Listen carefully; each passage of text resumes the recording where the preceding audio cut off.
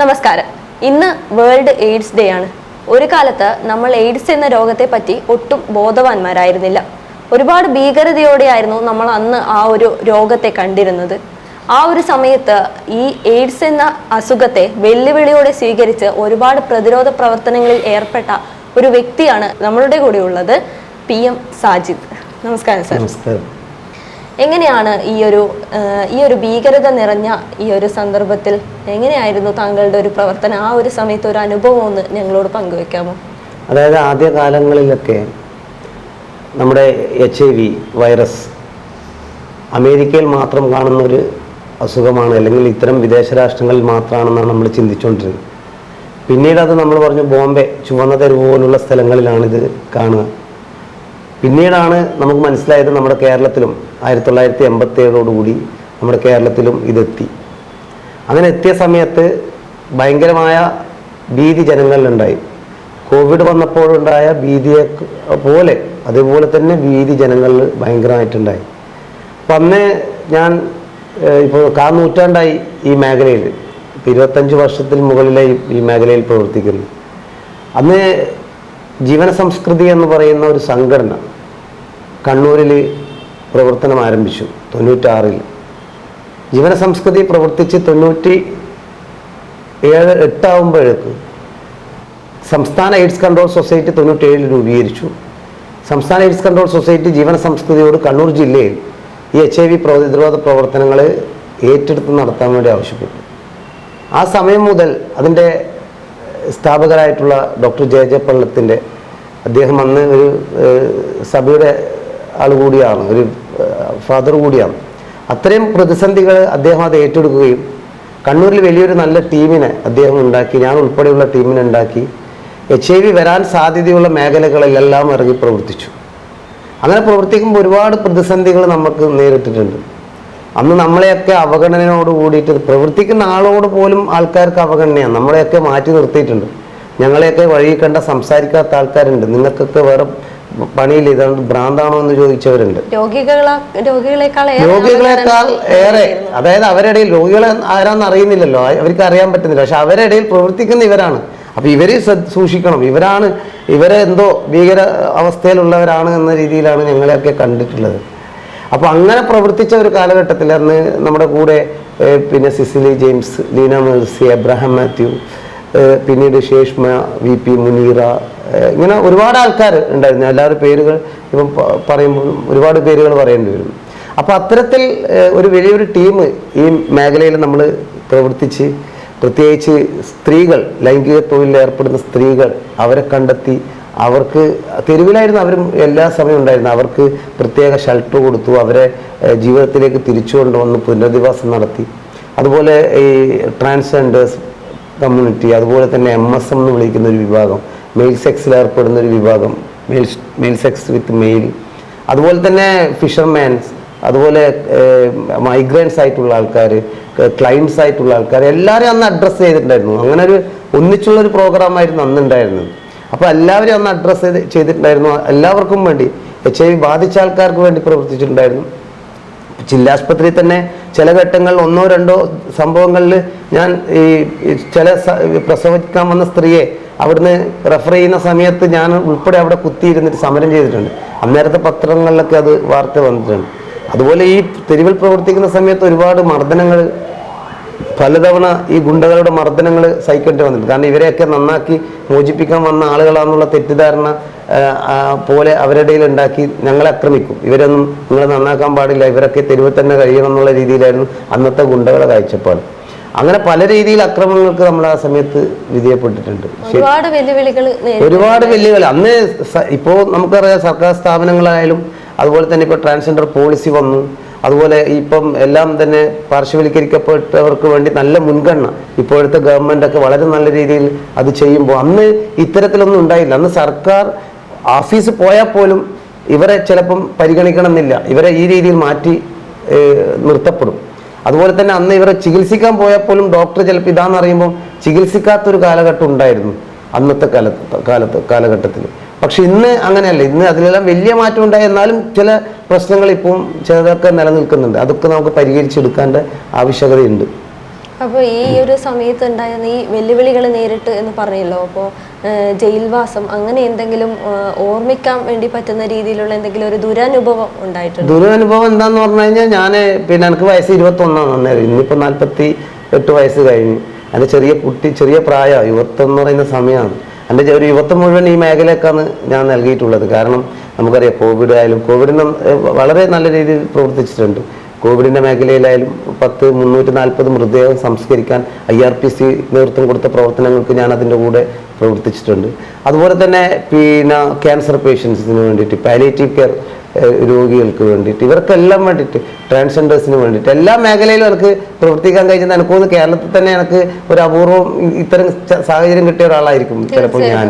എല്ലാ മേഖലയിലും ഇത്തരം പാർശ്വവൽക്കരിക്കപ്പെട്ട ആരും തിരിഞ്ഞു നോക്കാത്ത മേഖലയിലാണ് ഞാൻ കൂടുതലായിട്ട് പ്രവർത്തിച്ചിട്ടുള്ളത്. അന്ന് ഒരു പോലീസ് ഞാനിങ്ങനെ ഇവരുമായി സംസാരിച്ച് നിൽക്കുന്ന സമയത്ത് എന്നെ അറസ്റ്റ് ചെയ്ത് കൊണ്ടുപോയിട്ടുണ്ട്. അറസ്റ്റ് ചെയ്ത് കൊണ്ടുപോയി എന്നെ അവിടെ സെല്ലിൽ അവിടെ കൊണ്ടുപോയി ഇട്ടു. പക്ഷേ അന്നത്തെ CIക്ക് ഉൾപ്പെടെ അറിയില്ലായിരുന്നു ഇത്തരം പ്രവർത്തനങ്ങൾ ഇവിടെ നടക്കുന്നുണ്ടെന്ന്. അപ്പോൾ അന്ന് തുടങ്ങിയിട്ടല്ലേ ഉള്ളൂ. അപ്പോൾ പിന്നെ അത് നമ്മുടെ ഇത് ബന്ധപ്പെട്ട ആൾക്കാരൊക്കെ വന്ന് പറഞ്ഞപ്പം എന്നെ വിട്ടയക്കുകയും പിന്നീട് പോലീസ് നല്ല പരിഗണനയാണ് ഈ പ്രവർത്തനങ്ങൾക്കെല്ലാം തന്നിട്ടുള്ളത്. ഈ പ്രവർത്തനങ്ങളെ മുന്നോട്ട് നയിക്കാൻ ആവശ്യമായ സഹായങ്ങളെല്ലാം നൽകിയിട്ടുണ്ട്. എന്നാലും ചില നമ്മളെ ഈ ട്രാൻസ്ജെൻഡേഴ്സ് കമ്മ്യൂണിറ്റികളിലൊക്കെ എപ്പോഴും പറയുന്ന ഒരു പ്രശ്നം എന്താണെന്ന് പറഞ്ഞാൽ പോലീസിനൊക്കെ ഇപ്പോഴും ട്രാൻസ്ജെൻഡേഴ്സും അതുപോലെ തന്നെ അതിലെ സെക്സ് വർക്കേഴ്സും തമ്മിലുള്ള വ്യത്യാസമൊന്നും ഇപ്പോഴും മനസ്സിലായിട്ടില്ല. കാരണം എല്ലാ ട്രാൻസ്ജെൻഡേഴ്സും സെക്സ് വർക്കേഴ്സ് അല്ല. എല്ലാ സെക്സ് വർക്കറായ ട്രാൻസ്ജെൻഡറും നമ്മൾ ആണ് ട്രാൻസ്ജെൻഡർ കമ്മ്യൂണിറ്റി എന്ന് വിചാരിക്കുന്ന വലിയ തെറ്റിദ്ധാരണ ഇപ്പോൾ നിലനിൽക്കുന്നുണ്ട്. ഇപ്പം നമ്മൾ പറയാം ഫീമെയിൽ സെക്സ് വർക്കർ എന്നാണ് പറയാം. അതായത് ഫീമെയിൽ എല്ലാവരും സെക്സ് വർക്കർ അല്ല, ഫീമെയിൽ സെക്സ് വർക്കർ എന്ന് പറയും. മറ്റേ മെയിൽ സെക്സ് വിത്ത് മെയിൽ സെക്സ് വർക്കർ എന്ന് പറയാം. പക്ഷേ ട്രാൻസ്ജെൻഡേഴ്സിനെ മാത്രം ട്രാൻസ്ജെൻഡേഴ്സ് എന്ന് പറഞ്ഞുകൊണ്ട് അഡ്രസ്സ് ചെയ്യുന്നത് അതൊരു പെശകാണ്. അപ്പോൾ ട്രാൻസ്ജെൻഡേഴ്സിൽ സെക്സ് വർക്ക് ചെയ്യുന്നവരുണ്ട്, ഇല്ലാത്തവരുണ്ട്. അറിവില്ലായ്മയാണ്. ട്രാൻസ്ജെൻഡേഴ്സ് എന്ന് പറഞ്ഞാൽ സെക്സ് വർക്ക് ചെയ്യുന്നു, പക്ഷെ അവർ പ്രയാസം കാരണം അവരുടെ ജീവിത പ്രതിസന്ധി കാരണം ഈ വീട്ടിൽ നിന്നെല്ലാം ഒറ്റപ്പെട്ട് തെരുവിലെത്തിയതിന്റെ ഭാഗമായി ചിലരെങ്കിലും ചെയ്യുന്നുണ്ട് എന്ന് വിചാരിച്ച് എല്ലാവരും ഈ പറയുന്ന പോലെ രാത്രിയും പകലും ഇല്ലാതെ സെക്സ് വർക്ക് ചെയ്യുന്നവരൊന്നല്ല. എത്രയോ ചെയ്യാത്തവരെ എനിക്കെല്ലാം നേരിട്ട് പരിചയമുണ്ട്. അപ്പോൾ അത് ഇപ്പം പൊതുസമൂഹത്തിൽ നിലനിൽക്കുന്നത് ഇവരൊക്കെ ട്രാൻസ്ജെൻഡേഴ്സ് മുഴുവൻ നമ്മൾ ഈ റോഡിൽ കാണുന്ന പിന്നെ സെക്സ് വർക്ക് ചെയ്യുന്നവരാണെന്നുള്ള ഒരു തെറ്റായ ധാരണ ഇപ്പോൾ നിലനിൽക്കുന്നുണ്ട്. അപ്പോൾ ഈ സെക്സ് വർക്കേഴ്സിനായിട്ടുള്ള ഒരു ചോല എന്ന് പറഞ്ഞിട്ട് ഒരു സംഭവം അവരെ പുനരധിവസിപ്പിക്കാനായിട്ട് നിർമ്മിച്ചുള്ള കാര്യങ്ങൾ ഉണ്ടായിരുന്നില്ലേ? അതായത് നമ്മുടെ ജീവന സംസ്കൃതിയെ സംബന്ധിച്ചിടത്തോളം അന്ന് ഡോക്ടർ JJ പള്ളത്ത് എടുത്തൊരു നിലപാട്, അതിന് നമ്മളൊക്കെ ഒരുപാട് പിന്തുണ നൽകിക്കൊണ്ട്, കാരണം ഈ സ്ത്രീകൾ ഒറ്റപ്പെട്ട് കഴിയുന്ന സ്ത്രീകൾക്ക് ഒരുപാട് പ്രശ്നമുണ്ട്, ഇവർക്ക് ആരുമില്ല. അങ്ങനെ ജീവന സംസ്കൃതി അവരെ കൂട്ടായ്മ വിളിച്ചുകൂട്ടി. അന്ന് പഴയ കാലത്ത് ഇവരുടെ കൂടെ ഭക്ഷണം കഴിക്കാനോ ഇവരെ എന്തെങ്കിലും ഗെറ്റ് ടുഗദർ ഒന്നും വെക്കുമ്പോൾ ആരും വരില്ല.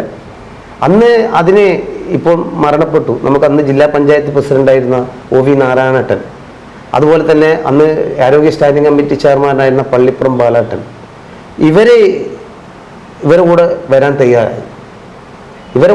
തയ്യാറായി. ഇവരെപ്പുറം ഒരു പ്രോഗ്രാമിലിരുന്ന് ഭക്ഷണം കഴിച്ചു. അപ്പോഴാണ് അവർക്കും നല്ലൊരു താല്പര്യം വന്നു, ഇവർക്ക് വേണ്ടി ഒരു കമ്മിറ്റി ഫോം ചെയ്യണം. അങ്ങനെ ജില്ലാ പഞ്ചായത്ത് മുൻകൈ എടുത്തുകൊണ്ട് ജില്ലാ പഞ്ചായത്തിൽ ഒരു കമ്മിറ്റി, ആരോഗ്യ സംരക്ഷണ സമിതി എന്ന് പറഞ്ഞൊരു കമ്മിറ്റി രൂപീകരിച്ചു. ഈ പറയുന്ന സെക്സ് വർക്കേഴ്സ്, ട്രാൻസ്ജെൻഡേഴ്സ് ഇവരെല്ലാം ഉൾപ്പെടുത്തിക്കൊണ്ട് OV നാരായണനും പള്ളിപ്പുറം ബാലേട്ടനും നമ്മളൊക്കെ കൂടി രൂപീകരിച്ചു. അന്ന് രൂപീകരിച്ചതിന് ശേഷം ഇത് പ്രവർത്തനമായിട്ട് മുന്നോട്ട് പോയപ്പോൾ മനസ്സിലായി ഇവർക്കൊരു സംഘടന ആവശ്യകതയുണ്ട്. അതിൻ്റെ അടിസ്ഥാനത്തിലാണ് ചോലയും സ്നേഹതീരവും, ചോല ലൈംഗിക തൊഴിൽ ചെയ്യുന്ന സ്ത്രീകൾക്ക് വേണ്ടിയും, സ്നേഹതീരം ട്രാൻസ്ജെൻഡേഴ്സിന് വേണ്ടിയും, അതുപോലെ തന്നെ ലൈംഗിക ന്യൂനപക്ഷങ്ങൾക്ക് വേണ്ടിയും, അതുപോലെ തന്നെ CDNP+ HIV ബാധിതർക്ക് വേണ്ടിയും, അങ്ങനെ 2003 2004 ചോല, 2005 സ്നേഹതീരം, 2006 CDNP+ ഇത് രൂപീകരിക്കുകയും അതിന്റെ പ്രവർത്തനങ്ങളായി മുന്നോട്ട് പോയപ്പോൾ ആ സംഘടനയൊക്കെ നല്ല രീതിയിൽ മെച്ചപ്പെട്ട് പ്രവർത്തിക്കുന്ന ഒരു സ്ഥിതി. ആദ്യ കാലഘട്ടത്തിൽ കുറച്ചൊരു പ്രശ്നം ഉണ്ടായിരുന്നു. പക്ഷെ ഇപ്പം ചോലയൊക്കെ ചെയ്യുന്ന പ്രവർത്തനം, ചോല ഒരുപാട് പ്രവർത്തനങ്ങൾ ഈ പറയുന്ന തെരുവിൽ പ്രവർത്തിച്ചിട്ടുണ്ട്. ചോലയുടെ പ്രസിഡന്റുമാരായി പ്രവർത്തിച്ച മുനീറയും അതുപോലെ ഷെർലി സുബൈദ സെക്രട്ടറി, ഇവരൊക്കെ ഒരുപാട് കാര്യങ്ങൾ ചോലക്ക് വേണ്ടി ചെയ്തിട്ടുണ്ട്. അപ്പോൾ അവരൊക്കെ ആ കാലത്ത് ചെയ്ത കാര്യങ്ങളുടെ ഫലമായിട്ടാണ് ഇന്ന് നമുക്ക് ഈ കാണുന്ന കണ്ണൂർ നഗരമൊക്കെ ഉള്ളത്. ഒരുപാട് ത്യാഗം സഹിച്ചുകൊണ്ട് തന്നെയാണ് ചോലയും സ്നേഹധീരവും ഈ പറയുന്ന CDNP പ്ലസ് ഒക്കെ പ്രവർത്തിച്ചത്. അതിന് ജീവന സംസ്കൃതി അതിൻ്റെ ഒരു മദർ ഏജൻസി ആയിക്കൊണ്ട് ഇപ്പോഴും നമ്മുടെ കണ്ണൂരിൽ പ്രവർത്തിക്കുന്നുണ്ട് എന്നുള്ളതാണ് അതിൻ്റെ യാഥാർത്ഥ്യം. അപ്പോൾ അത് ഡോക്ടർ JJ പള്ളത്ത് അതിൻ്റെ പ്രസിഡന്റ്, അതുപോലെ തന്നെ ഡയറക്ടർ, അതുപോലെ തന്നെ അതിൻ്റെ സെക്രട്ടറി ആയിക്കൊണ്ടാണ് ഇപ്പോൾ ഞാൻ ജീവന സംസ്കൃതിയിലുണ്ട്. ചോലയുടെ കോർഡിനേറ്ററാണ്. അത് ചോലയിൽ ഇപ്പോൾ ഞാൻ വർക്ക് ചെയ്യുന്നുണ്ട്. അതോടൊപ്പം തന്നെ ജീവന സംസ്കൃതി സെക്രട്ടറി ആയിക്കൊണ്ട് ഞാൻ വർക്ക് ചെയ്യുകയാണ്. അതുപോലെ തന്നെ അതിൽ നമ്മുടെ ശേഷ്മ VP എന്ന് പറഞ്ഞ അതിൻ്റെ ജീവന സംസ്കൃതിയുടെ ട്രഷറർ ശേഷ്മ VP നല്ല രീതിയിൽ ചോലയുടെ മാനേജറായിരുന്നു. ആദ്യത്തെ 10-20 വർഷം ആ മേഖലയിൽ പ്രവർത്തിച്ച് ഒരുപാട് നേട്ടങ്ങൾ ഉണ്ടാക്കിയിട്ടുള്ള ആളുകളാണ്. സാർ ഒരു കാലത്ത് ഒരുപാട് അവഗണനകൾ നേരിട്ടെന്ന് പറഞ്ഞല്ലോ. അപ്പൊ എപ്പോ മുതലാണ് ഒരു അംഗീകാരം ഉണ്ടാവുമല്ലോ, അംഗീകാരം ഒരുപാട് പ്രയത്നിച്ച അവസാനമെങ്കിലും ഒരു അംഗീകാരം കിട്ടുമല്ലോ, അങ്ങനെ ഉള്ളൊരു സിറ്റുവേഷൻ എങ്ങനെ ഉണ്ടായിരുന്നു, എപ്പോഴായിരുന്നു അത്? എന്നെ ഈ മേഖലയിലേക്ക് കൊണ്ടുവന്നത് എൻ്റെ KP സുധാകരൻ എന്ന് പറഞ്ഞിട്ടുള്ള ഇവിടുത്തെ ഒരു പൊതുപ്രവർത്തകനാണ്, CPM-ന്റെ ജില്ലാ നേതാവാണ്. അപ്പോൾ ഈ KP സുധാകരേട്ടൻ പ്രകാശൻ എന്ന് പറഞ്ഞാൽ എൻ്റെ നാട്ടിൽ ഒരാളോട് പറയുക, അവർ പോയി നോക്കി അവർക്ക് പറ്റില്ല, അവർക്ക് ഇത് എന്തോന്നാണ്, ഇത് ഇങ്ങനത്തെ ഒരു ജോലിയാന്ന് പറഞ്ഞപ്പോൾ അവർ പിന്മാറി. ഇങ്ങനെ എന്നെ KP സുധാകരേട്ടൻ പറയുകയും ഞാൻ പോയി അന്ന് അവിടെ പങ്കെടുത്തു. ഇതിലേക്ക് ഞാൻ വന്നു. ഇതിൽ വന്നതിന് ശേഷം എന്ന് പറഞ്ഞു കഴിഞ്ഞാൽ ഈ അവഗണന നേരിടുമ്പോൾ എല്ലാം അന്ന് DYFIയുടെ ജില്ലാ സെക്രട്ടറി TI മധുസൂദനാണ്. അക്ഷരാനന്ദുവിൻ്റെ ഇഷ്യൂ ഇവിടെ നടക്കുന്ന സമയമാണ്, കൊട്ടിയൂർ ഇഷ്യൂ. അന്ന് ഈ യുവജന സംഘടനകൾ, എല്ലാ സംഘടനകളും നല്ല നിലപാട് സ്വീകരിച്ചു. ഞാൻ അവരെയൊക്കെ സമീപിച്ചു, അവരൊക്കെ നമ്മളെ കൂടെ നിന്നു. പ്രത്യേകിച്ച് യുവജന സംഘടനകൾ മാത്രമല്ല, ട്രേഡ് യൂണിയനുകൾ. അപ്പോൾ അവരൊക്കെ നമ്മൾ വെറും സമരം ചെയ്യുന്ന മുഖങ്ങളെ നമ്മൾ കണ്ടിട്ടുള്ളൂ. പക്ഷേ ഈ അക്ഷരാനന്ദ വിഷയത്തിലൊക്കെ അവരെടുത്ത നിലപാടുകളാണ് വലിയ മാറ്റത്തിന് ഇടയാക്കിയിട്ടുള്ളത്. അവർ ഞങ്ങളെ ജീവന സംസ്കൃതിയുടെ കൂടെ നിന്ന്, ഇപ്പം STU ആയാലും CITU ആയാലും അതുപോലെ തന്നെ ഈ പറയുന്ന INTUC ആയാലും ഈ പറയുന്ന പിന്നെ നമ്മുടെ DYFIയും മറ്റ് യുവജന സംഘടനകളും നമ്മളോടൊപ്പം വളരെ ശക്തമായിട്ട് നിന്നു ഈ പ്രശ്നങ്ങളെല്ലാം പരിഹരിക്കാൻ. നമ്മൾ കണ്ണൂരിൻ്റെ ഒരു സംഭവമാണ്. ഞാൻ പലപ്പോഴും മറ്റ് സ്ഥലങ്ങളിൽ പോകുമ്പോൾ അത് നോട്ട് ചെയ്തിട്ടുണ്ട്. നമ്മളിവിടെ എന്തെങ്കിലും ഒരു വിഷയം ഉണ്ടെങ്കിൽ നമ്മളെല്ലാവരും ഐക്യപ്പെടും. ഒരു വിഷയത്തിന് ബേസിൽ നമ്മൾ ഐക്യപ്പെടുന്നുണ്ട്. മറ്റ് സ്ഥലങ്ങളിലേക്കാൾ ഇവിടെ അത് ഞാൻ കൂടുതലായിട്ട് കണ്ടിട്ടുണ്ട്. മറ്റ് സ്ഥലങ്ങളിൽ നമ്മൾ ഒരുപാട് വിഷയങ്ങളുമായി ബന്ധപ്പെട്ട് മറ്റ് ജില്ലകളിലെല്ലാം യാത്ര ചെയ്യുമ്പോൾ കാണാത്തൊരു പ്രത്യേകത നമുക്കിവിടെ കാണാൻ പറ്റും. അങ്ങനെ എന്നെ കൊണ്ടുവന്നത് ഈ KP സുധാകരൻ എന്ന് പറയുന്ന അവരെന്നെ ഇതിലേക്ക് കൊണ്ടുവന്നു. എനിക്ക് പിന്നീട് നല്ല രീതിയിൽ എനിക്ക് പ്രവർത്തിക്കാൻ പറ്റി. എനിക്ക് 2010 സംസ്ഥാന യുവജനക്ഷേമ ബോർഡിൻ്റെ മികച്ച സാമൂഹ്യ പ്രവർത്തനത്തിനുള്ള അവാർഡ് കിട്ടിയത്. 2010 ആദ്യത്തെ അംഗീകാരം. അപ്പോൾ ഒന്ന് പത്രവാർത്തകളിലെല്ലാം വന്ന് എന്താ പാർശ്വവൽക്കരിക്കപ്പെട്ട എന്നവരുടെ രക്ഷനായകൻ അവാർഡിൻ്റെ തിളക്കം എന്നൊക്കെ പറഞ്ഞ് നല്ല കവറേജ് കിട്ടി. അപ്പോൾ അന്ന് 2010 അവാർഡ് കിട്ടി. പിന്നെ നമ്മുടെ ഇതുണ്ടല്ലോ, ഇത് നമ്മൾ സംസ്ഥാന സോഷ്യൽ ജസ്റ്റിസ് ബോർഡ് മെമ്പറാണ് ട്രാൻസ്ജെൻഡറിൻ്റെ. ഇപ്പോൾ ഞാൻ ആ മെമ്പറാണ് സ്റ്റേറ്റിൽ. അപ്പോൾ അത് IAS-കാരും മന്ത്രിയൊക്കെ ചെയർ ചെയ്യുന്ന ആ മീറ്റിങ്ങിൽ ഞാൻ സാമൂഹ്യ പ്രവർത്തകനായിട്ട് ഞാൻ അതിൽ പങ്കെടുക്കുന്നു. പിന്നെ IRPCയുടെ ചെയർമാനായിട്ട് ഞാൻ വന്നു. തീർച്ചയായിട്ടും നമുക്ക് ഈ സാറിന് ഇന്ന് ഈ ഒരു ഇന്റർവ്യൂവിൽ നമുക്ക് കിട്ടിയത് വളരെ വലിയൊരു ഭാഗ്യം തന്നെയാണ്. ഇന്നും ആ ഒരു ഇതുമായിട്ട് ബന്ധപ്പെട്ടിട്ട് പോവാണ്, സാമൂഹിക സേവനമായിട്ട് ബന്ധപ്പെട്ടിട്ട് പോവുകയാണ് ഇന്നും സാറ്. അപ്പോൾ ഈ ജോലി ചെയ്യുന്നതിനുള്ള ഒരു മാനസിക സംതൃപ്തി എങ്ങനെയാണ്? അതായത് നമ്മൾ ഇപ്പം വിചാരിക്കും കുറേ സ്ട്രഗിൾ നമ്മൾ നേരിടുമ്പോഴേക്കും നാളെ മതി ഇത് വീട്ടുകാര്യങ്ങളെല്ലാം നോക്കാം.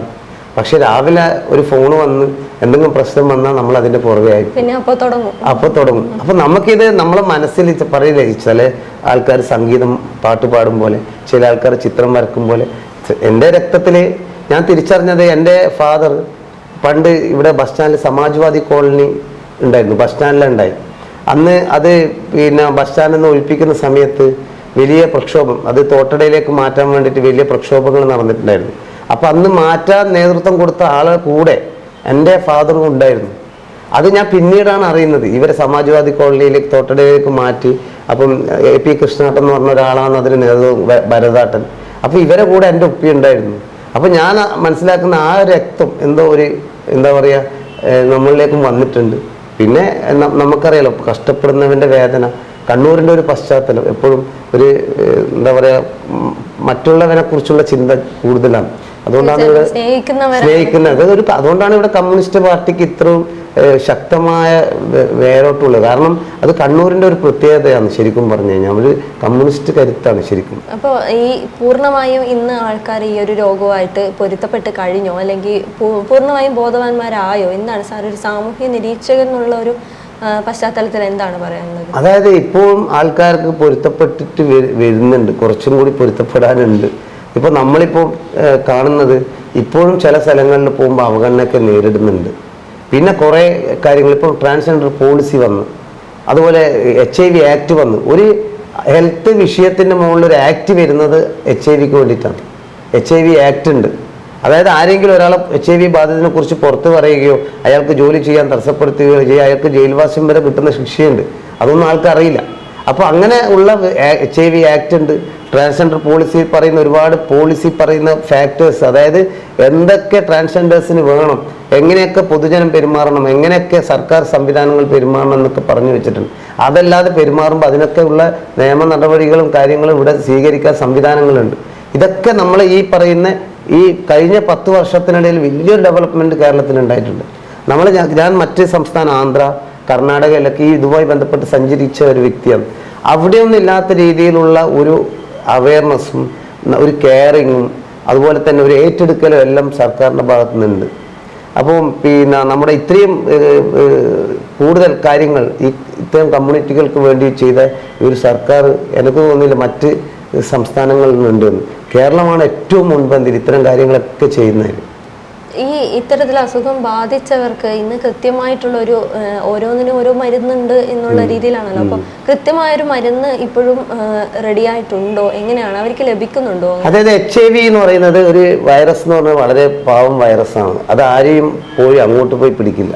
അത് നമുക്കറിയാമല്ലോ, രക്തത്തിലൂടെ ഈ പറയുന്ന ഇതിലൂടെയാണ് ഏറ്റവും കൂടുതൽ, രക്ത ഉൽപ്പന്നങ്ങളിലൂടെയാണ് കൂടുതൽ പകരുന്നത്. അതുകൊണ്ടാണ് ഈ ലൈംഗിക സെക്സ് ആക്ടിവിറ്റിയുമായി ബന്ധപ്പെട്ട് ഇത് പകരുന്നത് കൂടുതൽ കാരണം. അപ്പോൾ ഇത് ബാധിച്ചാൽ, HIV ബാധിച്ചാൽ ആ ബാധിച്ച ആൾക്ക് സംബന്ധിച്ചിടത്തോളം അവരെ പ്രതിരോധ ശേഷി CD4 സെല്ലുകൾ HIV ബാധിച്ചത് കൊണ്ട് കുറയാൻ സാധ്യതയുണ്ട്, പ്രതിരോധ ശേഷി കുറയും. അപ്പോൾ ഈ നമ്മുടെ ശരീരത്തിലേക്ക് ART മെഡിസിൻ എന്ന് പറഞ്ഞൊരു സംവിധാനം ഇപ്പോൾ ഉണ്ട്. അത് മെഡിസിൻ എടുക്കുമ്പോൾ വൈറൽ ലോഡ് കൂടില്ല, വളരെ നല്ല രീതിയിൽ തന്നെ അയാൾക്ക് മുന്നോട്ട് പോകാൻ പറ്റും. പണ്ടത്തെ പോലെ അസുഖങ്ങളിലേക്കോ ഭീകരമായ മറ്റ് എല്ലാ രോഗങ്ങളിലേക്കോ നമ്മൾ പോകില്ല. അതിനുള്ള സംവിധാനം ഇന്നുണ്ട്.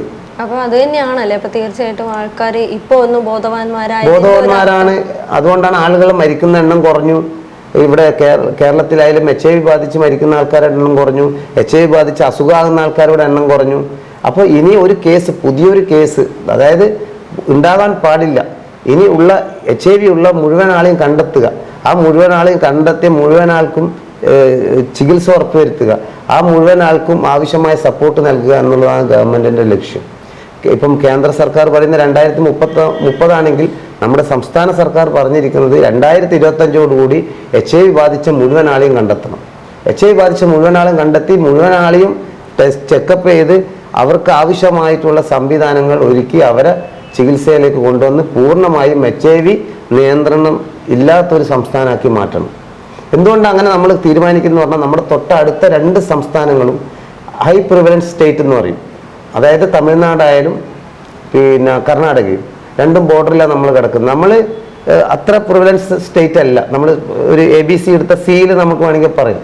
പക്ഷേ പ്രിവലൻസ് സ്റ്റേറ്റിലാണ് കർണാടകയും തമിഴ്നാടും ഉള്ളത്. അപ്പോൾ അവിടുന്ന് ആൾക്കാരുടെ എണ്ണം ഇങ്ങോട്ട് വരുന്നതിൻ്റെ എണ്ണം കൂടുതലാണ്, നമ്മൾ അങ്ങോട്ട് പോകുന്നതിൻ്റെ എണ്ണം കൂടുതലാണ്. അത് നമ്മളെ വലിയൊരു റിസ്ക് ഫാക്ടറാണ്. അതുകൊണ്ടാണ് നമ്മുടെ സംസ്ഥാന സർക്കാർ ഇത്രയും ജാഗ്രതയോടുകൂടി ഈ കാര്യങ്ങളിൽ ഇടപെടുന്നത്.